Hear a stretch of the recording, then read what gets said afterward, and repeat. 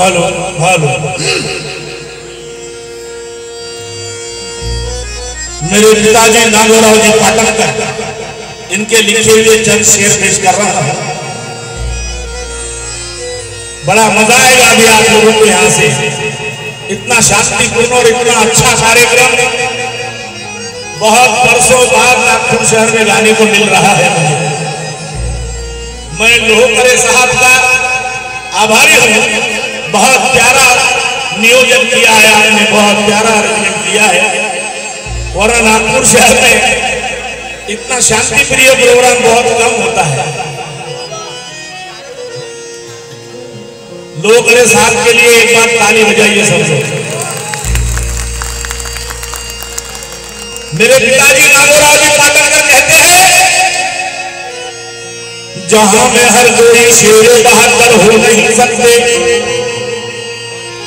जहां में हर कोई शेर बहादुर हो नहीं सकते, संगे मरमर के मानिंद सभी पत्थर हो नहीं सकते। अरे आए कुछ तो रहेगा, सभी सुंदर हो नहीं सकते। और फिर दोबारा पैदा बाबा अम्बेडकर हो नहीं सकते।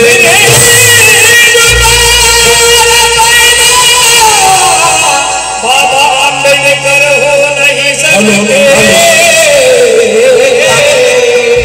थोड़ी ताकत लग रही है मुझे।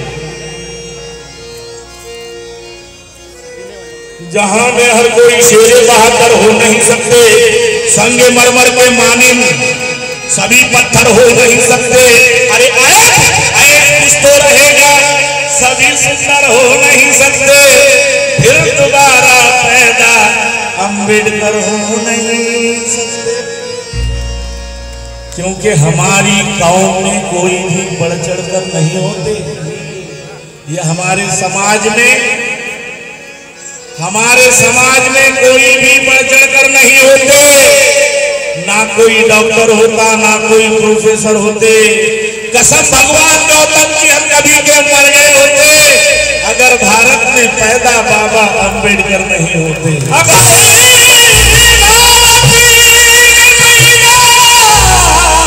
बाबा अम्बेडकर नहीं होते। एक नया शेर लिखा है मैंने, एकदम न्यू ब्रांड नया शेर लिखा है। बाबा साहब अम्बेडकर अपने अनुयायियों से कहते हैं, अपने चाहने वालों से बाबा कहते हैं, मेरे बच्चों, मेरे लाडलों, मैं मूर्तियों में नहीं। अपने अनुयायियों से बाबा साहब कहते हैं, मेरे बच्चों, मैं मूर्तियों में नहीं, किताबों में हूं। मैं मूर्तियों में नहीं, मैं ऐसे, बाबा बोलते हैं, मैं ऐसे मूर्तियों में नहीं, किताबों में हूं। मुझे पूजने की नहीं, पढ़ने की जरूरत है। मैं मूर्तियों में नहीं, किताबों में हूं। मुझे पूजने की नहीं, पढ़ने की जरूरत है। लाचारी का जीना जीते हैं जो मजबूरन, उन्हें डरने की नहीं, लड़ने की जरूरत है। उन्हें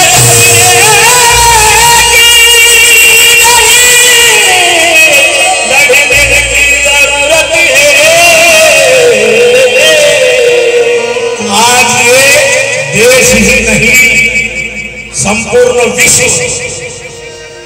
बाबा साहब के बारे में कहता है। क्या कहता है लोहकरे साहब? बाबा साहब के बारे में हर बच्चा सीना ठोक के कहता है, अरे हर कोई कहता आज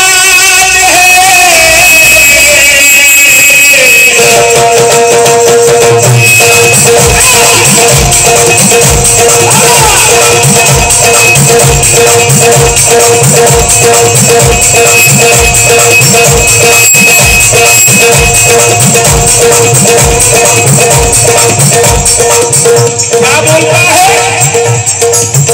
जयकर साहब, नागोराव जी जयकर, जय भीम। क्या बोल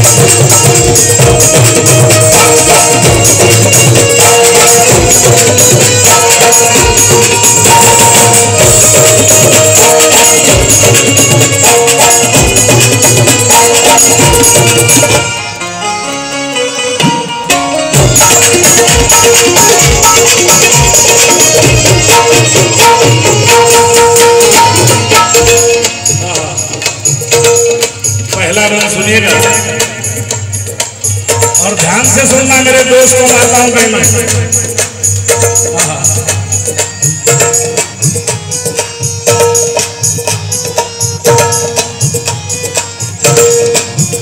इस महफिल में, आज की इस महफिल में अगर महात्मा गांधी को मानने वाले बैठे हैं तो बराए मेहरबानी मेरे प्रबोधन की तरफ तवज्जो देना, ध्यान देना। गांधी के चाहने वाले मानने वाले अगर इस महफिल में है तो मेरा एक एक अल्फाज तराजू में तोल कर सुनना। मैं किसी को ताना नहीं मार रहा हूं, किसी की निंदा नहीं कर रहा हूं। जो हक बात है, जो इतिहास में दफन है, वही बात बताने जा रहा है। गांधी वालों, तुम्हारे बाप ने यानी महात्मा गांधी हमारे बाप से यानी बाबा साहब एक करार किया था। उस करार का नाम था पूना करार। और वो पूना करार इस वास्ते किया था क्योंकि डॉक्टर बाबा साहब अम्बेडकर लंदन की गोलमेज परिषद में लड़कर स्वतंत्र मतदार संघ लेकर आए थे और वो स्वतंत्र मतदार संघ लागू नहीं होना चाहिए, इस वास्ते महात्मा गांधी अनशन पर बैठे, वो भी आमरण उपोषण पर। और बाबा साहब से करार कराया। मगर गांधी वालों, उस पूना करार में हमारे बाप ने किया हुआ हर एक वादा पूरा किया, लेकिन उस पूना करार में तुम्हारे बाप ने किया हुआ वादा आज तक पूरा नहीं हुआ। इसका हमें अफसोस है, क्योंकि वो पूरा करार नहीं होता तो स्वतंत्र मतदार संघ के मुताबिक आज ये भारत की जनता दिल्ली के तख्त पर मेरे बाबा साहब का समाज बैठा हुआ नजर आया है। अरे दिल्ली के तख्त पर मेरे बाबा साहब का समाज सत्ता में बैठा हुआ होता, मगर तुम्हारे गांधी ने करार करके हमारा अधिकार छीन लिया। गांधी वालों, गांधी वालों तुमको, अरे गांधी वालों तुमको तो है सिला मिला एहसान।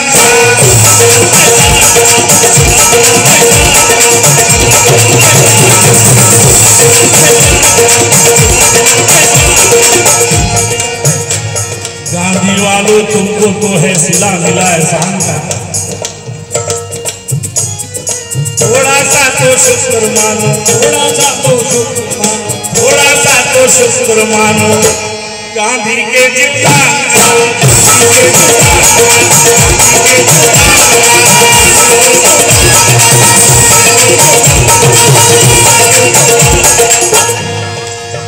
उस पूरा करार की बदौलत जो किया तुमने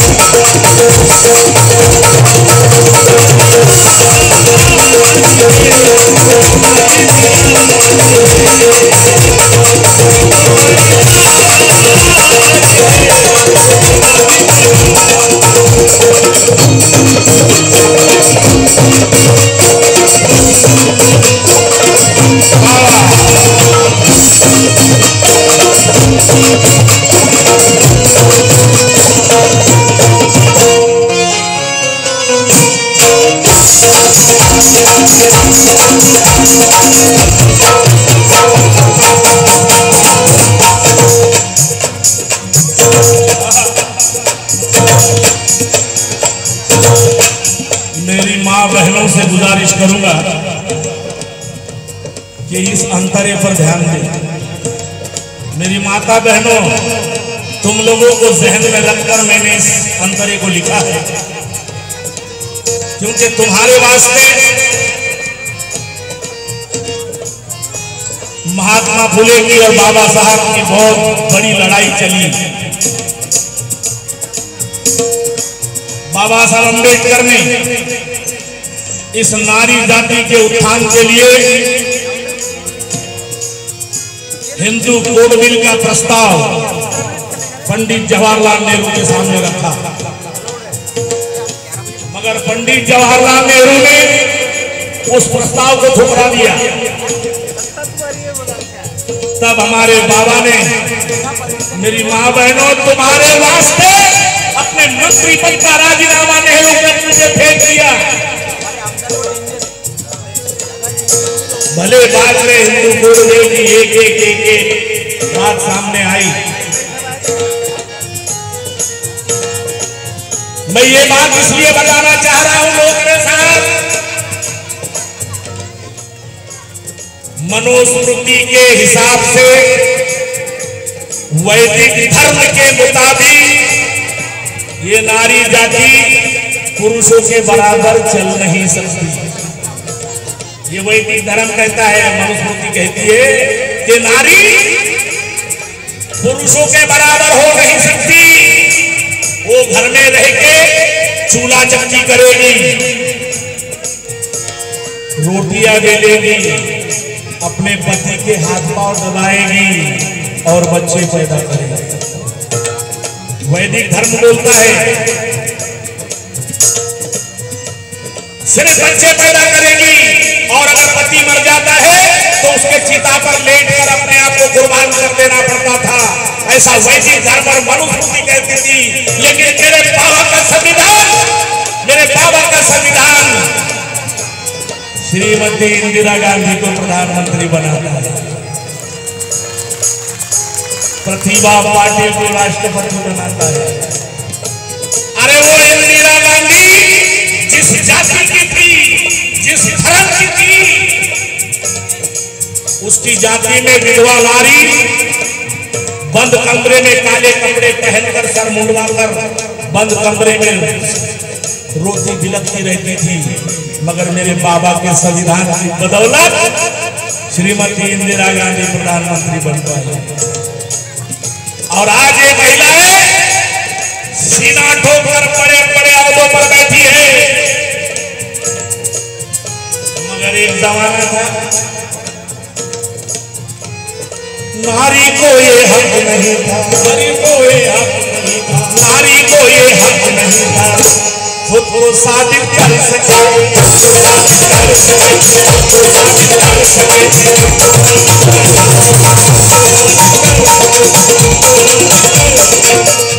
नारी को ये हक नहीं था खुद को साबित कर सके और पुरुषों के बराबर चल के, पुरुषों के बराबर चल के खुद को स्थापित कर सके।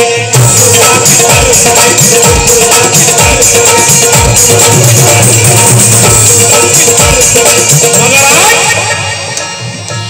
कोई राष्ट्रपति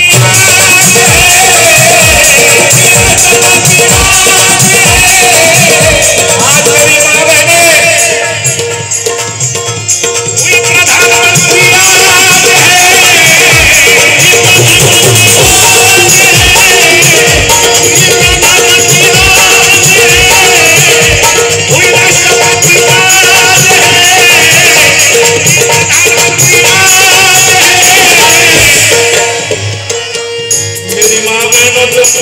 मेरे बाबा ने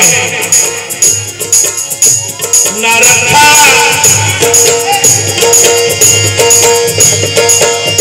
ना रखा ना रखा मेरा भी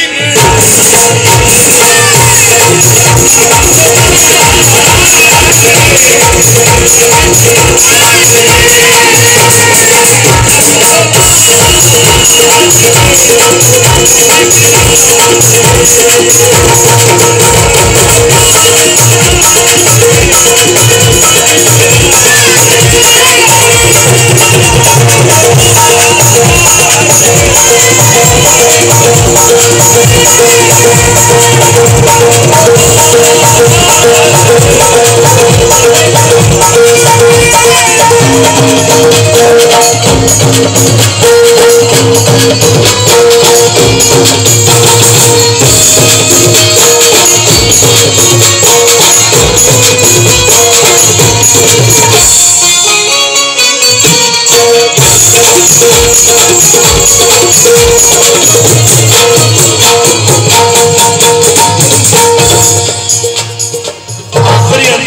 आखिरी अंतरा है।